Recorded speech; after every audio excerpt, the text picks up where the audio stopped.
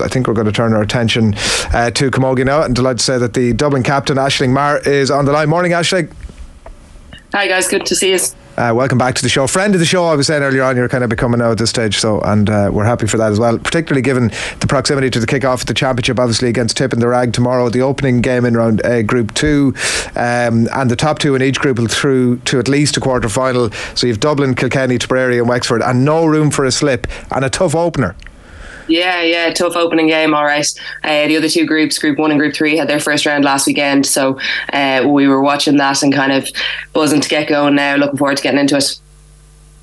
Point apiece this time last year in Parnell Park, and like Dublin certainly unlucky not to get over the line at that point. Obviously some things have changed since that, but an indicator that it could be very tight. Yeah, look, I think we've had great games with Tip over the years. You know, we know what Tip are going to bring. They're a strong team. They're a good hurling team. The Rag obviously is their home venue. That's their stomping ground. So it's a tough place to go and get a win.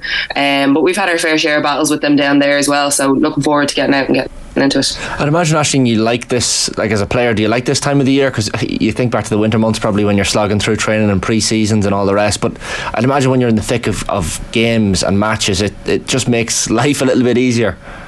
Yeah, 100%. I think anybody who picked the summer hurling over the winter hill runs and the conditioning where you're told to leave your hurls at home and all the rest. So definitely enjoying being back at this time of year and championship. I think the weather and everything the last few months has really given that kind of summer buzz, that championship buzz. The ground is hard and everybody feels like they're in summer hurling time. So yeah, definitely these are the months you play for, you know. Is this your first run of captaincy for Dublin? It is, yeah, it is. Is it your first run of captaincy overall, or is it something you've done before? I've done a few of the club bits and that, but first run with the county, all right, yeah. And how are you finding it? Yeah, good. Like, to be honest with you, you know, it's a great team. There's plenty of girls in there that have a good bit of experience, that are doing as much, if not more, of the work than I am. You know, so it's not falling on my shoulders too much in terms of workload or anything like that. You know, there's plenty of people to spread it around with. So I'm just taking the title and not taking any of the work to go with it. So as any good leader would say, Aisling. But it is true that the model or the idea of captaincy, like even of leadership, has changed so much over the last sort of 10 years probably. What type of a captain do you see yourself? Is it, just to expand a little bit on what you've said, is it like are you vocal, is it lead by example, or where do you sit on that? Yeah, I mean, I'm probably one of those players that never really stops talking regardless of whether I'm captain or not. So the only thing is the girls are forced to listen to me a little bit more now. But no, I think exactly what you said there with the leadership groups and stuff. That's something we started doing probably 5 or 6 years ago at this stage, kind of developing those leadership groups where you have girls from, whether it's each age group or whether it's making sure you have a girl from one of the clubs that has bigger numbers, just to make sure the kind of whole team is represented by a group of maybe 5 or 6 players that can come together and, you know, make leadership groups as a mini team as such within the team, and I think that's very effective. So a lot of the time as captain, maybe all you're doing is kind of being a communication between that group and management, or making sure messages go up and down accurately between the two. But I think, you know, that leadership group idea is really taken off in Camogie anyway in recent years, and I think it's very effective. So happy to let them do the bulk of the work, and I'll just keep giving out as well anyway aside from that. It can be like, even that stuff that you've described there, it can be like an emotional drain on some level, where you're, you know, on one part obviously trying, particularly given your position and given your role around place balls, it can be an emotional drain obviously to sort of pull away from that. Do you find that? Yeah, I think, to be honest, like as a player, you know, I remember like playing camogie in college and stuff like that, and having a county team and having a pretty serious club team as well, and thinking, will I play with college as well, won't I? And coming to the conclusion, look, I'll go in and I'll play, but I won't get too emotionally involved, and I won't get involved in any of the background stuff, and I'll just show up and I'll train when it suits me. And sure, that never happened. It's the type of player you are, do you know what I mean? You can't be involved in, like, I was playing Division 3 colleges with Trinity when I started, and like, it doesn't matter what level you're playing at, you nearly get more frustrated playing at that level, trying to drive the standards up, than you would going out and playing in senior inter-county or something. So it's probably the type of player I am, that I'll always be emotionally involved in where the team is and what we're doing, and I don't think that changes, because you're captain. Obviously it is something that you manage with your own play regardless of who you are on the team, but I'm getting enough experience at this stage that I'm kind of getting used to that. So hopefully you won't have to sample too much of it. I know obviously the Leinster final didn't go your way, but hopefully you won't have to sample too much of on the defeat side of things. But do you think you take it harder as captain?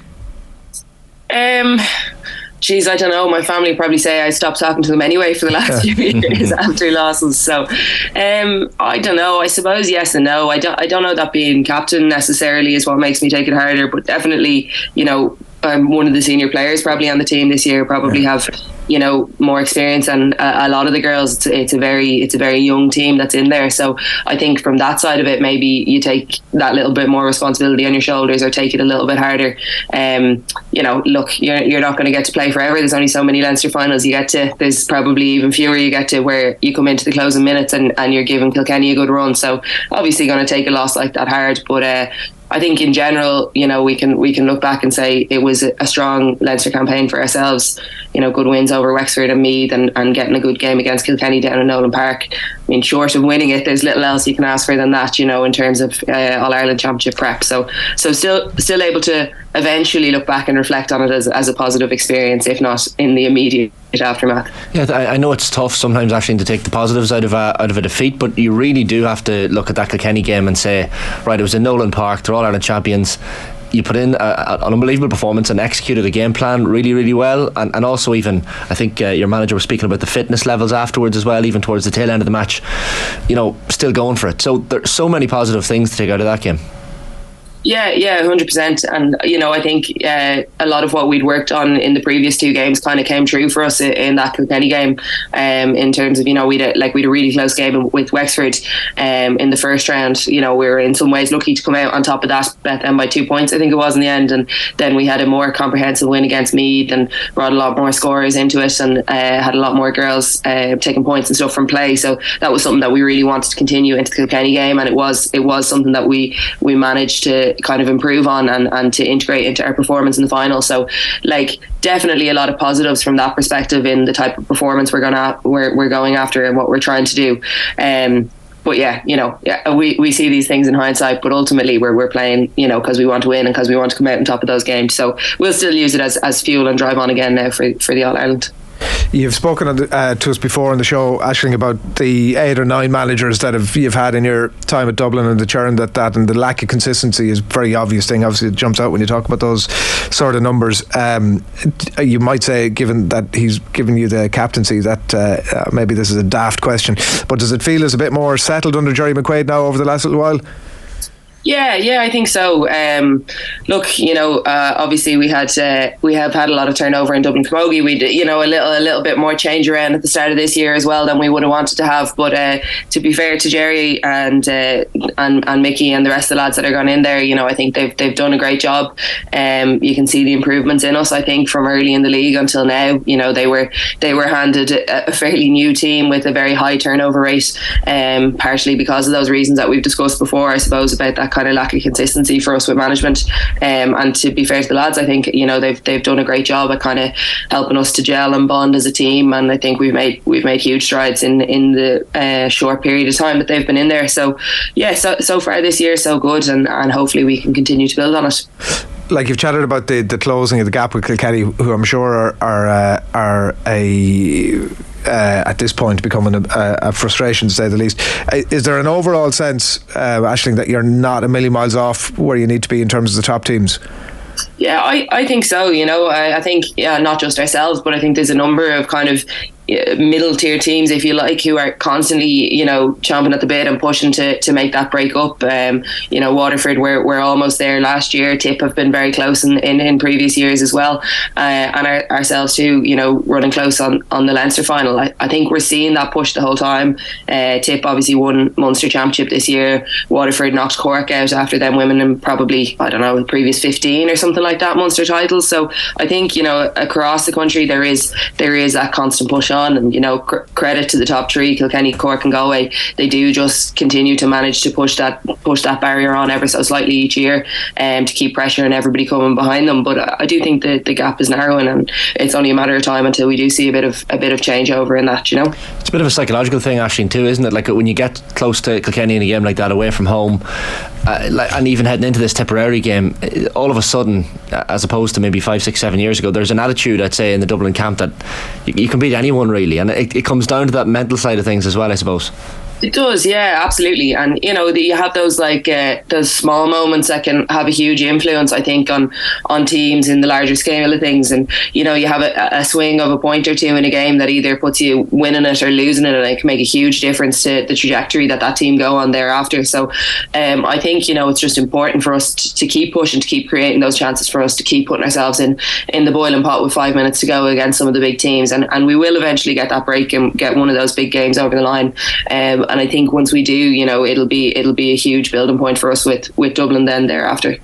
I wanted to ask you about general sort of progression about Camogie, and it was particularly in light of a conversation we'd had in the show last week, and I ask you it in the context of an article that's appeared in some of the back pages this morning about fixtures a disgrace, writing Paul Keane in the Irish Star here, and it's a Cork story about some of the dual players been a clash arising at championship level between Camogie and football, and that's maybe the context of the question. But we'd spoken to the former England football international Gilly Flaherty last week about Chelsea's WSL win, and it had been sort of a lot of writing about the tweaks that they'd made, I think, to their preparation, particularly around stuff like sleep and recovery and tweaks like that obviously always come out in the aftermath of a big win like that. And we were I was a bit surprised about the comparisons with the men's game, in the sense that those things have been around forever, and these are teams with obviously big budgets on the men's side, but all these things were known in the men's game, and I was asking the question as to why they hadn't been brought over to the women's game sooner if they were known. How is Camogie set up in terms of best practice in your view now at the minute, across those areas like preparation, obviously to do with the games, and then recovery? Yeah, I think the position that we're in now is incomparable to where it was when I first played with Dublin Camogie, which was 10 years ago, say, at this stage. In terms of the supports that we get, we have a nutritionist available to us, we have a sports psychologist available to us, we have an S&C coach in with us pretty much full time, sports masseuse, physio, all that sort of stuff.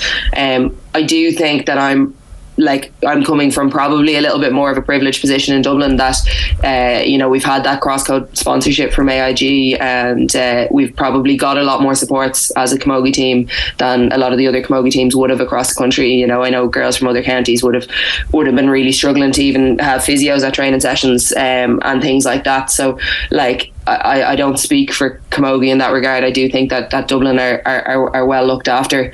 Does the exact gap still exist? Yeah, 100%, absolutely it does. And the way that it comes true most for me is in the things that, as a county board, our Camogie county board can't control. So whether that's access to pitches, access to facilities, something that people don't realise, I think, a lot of the time when they give out about the lack of access that Camogie teams have to the likes of Parnell Park or Croke Park or anywhere like that, is that obviously those grounds belong to the GAA, and Camogie is not part of the GAA at present.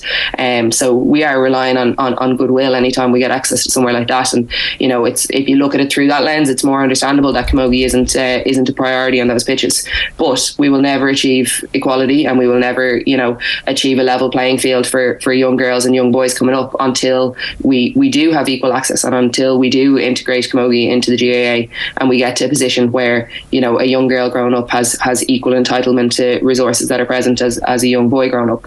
And I think that's become abundantly clear in the conversations that have been had around integration over the last probably 12 months more at this stage. And it's just a question of acting on it now and trying to get it into place as quickly as possible. As quickly as we can hurry all of that up, the better. And but very well put. Aisling, best of luck tomorrow. Thanks a million for jumping on. Cheers, thanks for having me.